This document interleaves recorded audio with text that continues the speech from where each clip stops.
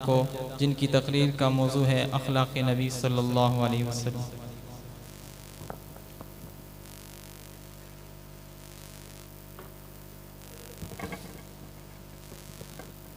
नहमदुहु व नुसल्ली अला रसूलिहिल करीम, अम्मा बाद फ़अऊज़ु बिल्लाहि मिनश शैतानिर रजीम, बिस्मिल्लाहिर रहमानिर रहीम। लक़द काना लकुम फ़ी रसूलिल्लाहि उस्वतुन हसना, सदक़ल्लाहुल अज़ीम। क़ालन नबिय्यु सल्लल्लाहु अलैहि वसल्लम, इन्नमा बुइस्तु लिउतम्मिम मकारिमल अख़लाक़ औ कमा क़ाल अलैहि सलातु वस्सलाम। लब पे हरदम नबी का क़सीदा रहा, बस यही ज़िंदगी का अक़ीदा रहा। दुश्मनों ने सताया नबी को बहुत, फिर भी अख़लाक़ उनका हमीदा रहा।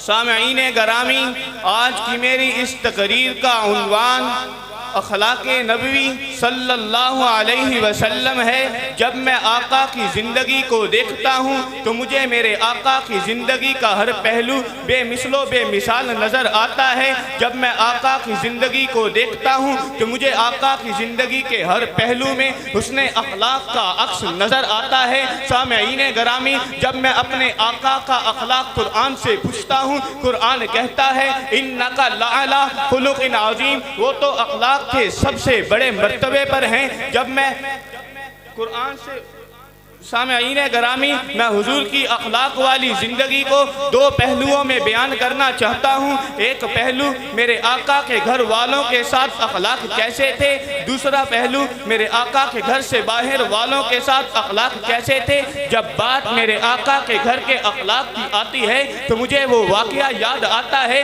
कि जब अम्मा हलीमा हुजूर के घर तशरीफ़ लाती हैं, हुजूर इस तेज़ी से खड़े होते हैं कि मुज़म्मिलो मुदस्सिर वाली चादर नीचे गिर जाती है। हुजूर अम्मा हलीमा को अपने कंधे का सहारा देकर ऊँटनी से नीचे उतारते हैं। जब बात मेरे आका के अखलाक की आती है, मुझे वो मंजर याद आता है जब हुजूर की बहन शीमा आती हैं। हुजूर उनके इस्तकबाल में अपनी मुज़म्मिलो मुदस्सिर वाली चादर नीचे बिछा देते हैं। जब बात मेरे आका के अखलाक की आती है, मुझे अम्मा फातिमा की याद आती है। जब अम्मा फातिमा हुजूर के घर तशरीफ़ लाती हैं, हुजूर उनके इस्तकबाल में खड़े हो जाते हैं। जब बात मेरे आका के घर के अखलाक की आती है, मुझे हसन हुसैन हुजूर के कंधों पर सवार नजर आते हैं। जब बात मेरे आका के घर के अखलाक की आती है तो मुझे आपकी नवासी उमामा आपकी कमर मुबारक पर सवार नजर आती है। जब बात मेरे आका के घर के अखलाक की आती है तो मुझे हजरत अनस के वो तारीखी अल्फाज याद आते हैं। क्या फरमाते हैं कि मैंने 10 साल हुजूर की खिदमत की है, हुजूर ने मुझे कभी डांटा और छिड़का नहीं।